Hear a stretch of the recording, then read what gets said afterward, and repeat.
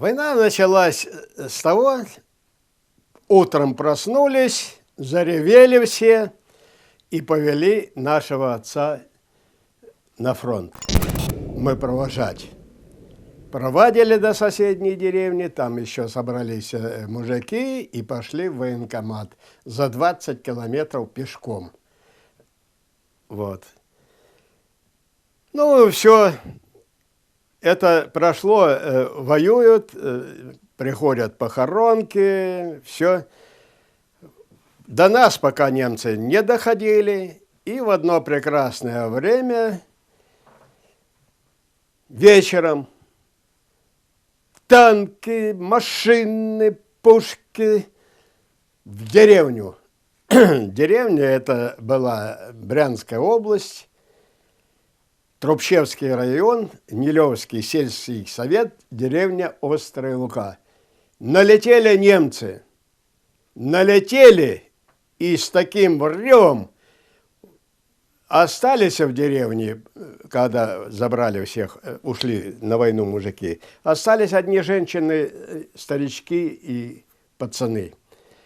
Когда немцы залетели в деревню, эту же ночь не осталось ни у одного жильца деревни, ни курицы, ни свиньи, ни коровы. Все немцы уволокли. Есть нам абсолютно нечего было. И начали они тут зверствовать.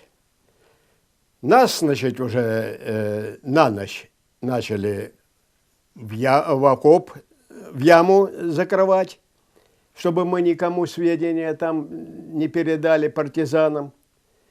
И вот вечером закроют, в обед откроют. А яма, ну, такая была вот, для продуктов. Там и оправляешься, там и спишь, все сыро. Вот. Днем выпустят, опять до вечера кое-как, значит, переживем. А сами они жили вольготно. У них кухня была, наварят все, значит, сами жрут. Что не доел, в окошко вывалят, а мы под окном собираем. Это дело было летом, собираем. То суп гороховый вывалят, то сыр вывалят, это в окошко. Вот по крошечкам собираем, то и ели. Больше выйти нам некуда было за продуктами, потому что только выйдешь, тут же, значит, все, это стрельба по тебе и все. Вот. Я пытался, значит, выйти. Уже зерно немножко начало вроде созревать, чуть-чуть. Хотел зерна, овражком, поле там немножко, 500 метров от дома было рожь посеянная. Хотел зерна набрать, только поднялся, и сразу чих-пуля, чих-пуля. Я опять в зерно это, вниз на землю и опять во овраг. И домой. Вот. Ну, все, так вот и продолжалось. Продолжалось долго, значит. Ну, они, значит, партизаны им тут жизни не давали. Ночью партизаны их штурмовали, вот. А они свое дело делали, значит, отсиживались, жрали здесь, что хотели, и все. В одно прекрасное время я, значит, иду по улице, впереди идет немец, я за ним. Он метров за 100 от меня. Слышу, визг, бух, снаряд, и прямо в немца. Прямо, а я был 100 метров от него. Немца на куски разорвало. Полетели наши деньги, 30-ки, красные вот были деньги наши, по 30 рублей, бумажки, бумажные. Я эти деньги схватил, давай собирать. Несколько штук собрал, а тут штаб немецкий был. Выскочили немцы, собрали его по кускам. Вот, я удрал. Удрал, значит, ну, жили-то мы в деревне, и наш дом занимали немцы, а мы в подвале жили. Ну, на утром встаю я, утром выпустили нас, это в 12 часов. Они, значит, я, как обычно, пошел под окошко собирать поесть мне что-нибудь там, что они вывалят в окошко, не доедят. Окошко было открыто. Я смотрю, на окне пистолет лежит.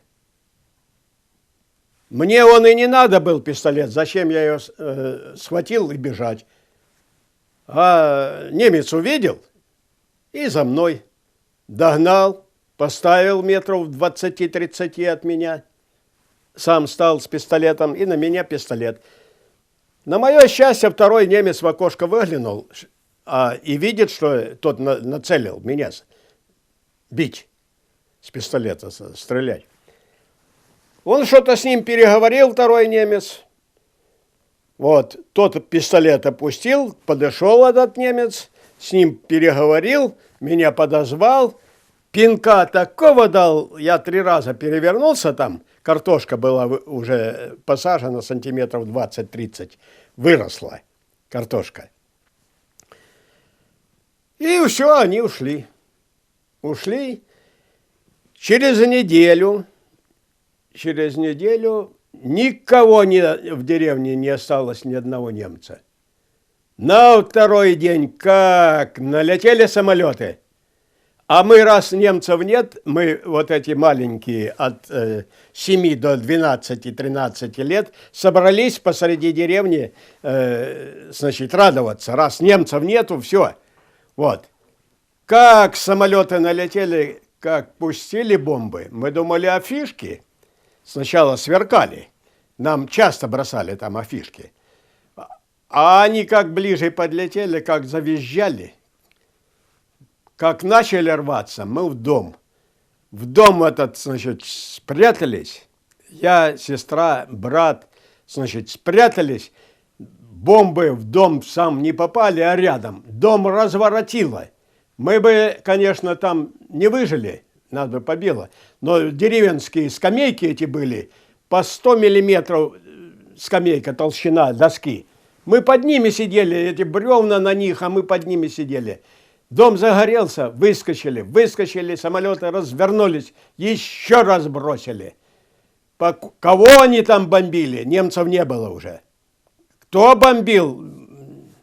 Мне кажется, бомбили самолеты русские, потому что немцев уже не было там. Если бы немцы бомбили немцев, они бы не бомбили их, а, значит, наши бомбили. Вот. Но мы кое-как, значит, спаслись. Тут начали родители искать нас, пацанов, мы же играли.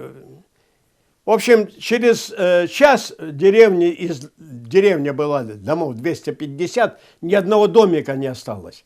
Все развернули, и сгорели дома, все. Наш дом... 3 бомбы попало. Мать была там и племянник был. Выскочили в окошко. Дом моментом за полчаса сгорел. Мать нас нашла уже, меня, брата и сестру. Пришли на попелище на этом. Все, дома нет, одни головешки. И все, и начали жить в яме в этой же, где нас немцы держали, и мы жили там. Потом война, когда уже больше немцев не было. Вот. Но потом, значит, вроде нам опять партизаны сделали команду покинуть деревню. Мы ушли за 10 километров от деревни. Сказали, что вроде немцы сейчас займут и будут немцев бить, здесь бомбить. Но мы за 10 километров ушли, там пережили где-то 2 суток. Опять команду дали вернуться. Значит, все. Немцев не будет здесь. Вернулись, и тут уже, значит, начало постепенно наши наступать.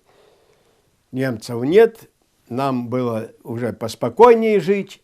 Есть, конечно, нечего было. Вот щавеля этого нарвем конского, большие листья эти, насушим, напекем лепешек, в поле сходим, картошки гнилой этой мороженой насобираем, помоем на печку, соли не было, посолить нечем.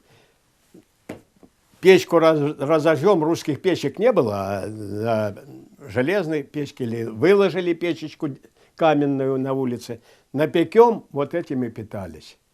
Вот. Ну, а потом, после войны, начали восстанавливаться, начали нам давать лес, начали мы работать, значит, я 12 лет мне было, я пошел сначала коней пас колхозных, потом, значит, на быку работал, быка мне прикрепили, пахал поле, боронил. Вот. Бык этот ляжет, и не знаешь, что с ним делать, и плачешь, он встать не хочет. Потом в кузницу пошел молотобойцем, некому было в кузнице, надо же было телеги делать, там все. Вот. Пошел, ну, работал в кузнице. Все, потом на трактор пошел. А как победу, День Победы, как вообще? Ну, День Победы там уже, значит, можно сказать, с войны мало, ну, может быть, 1/3 мужиков пришли. Больше никто не вернулся, все погибли. Ну, отмечать радости не было. Мой отец погиб, вот. Радости не было. Ну, кто вернулся, тот отметил. Может, конечно, праздничек был. Ну и все, на этом закончилось. Я родилась в Николо-Павловском сельсовете. А мама работала стрелочницей на Монзино. Война началась, мне было полгода всего.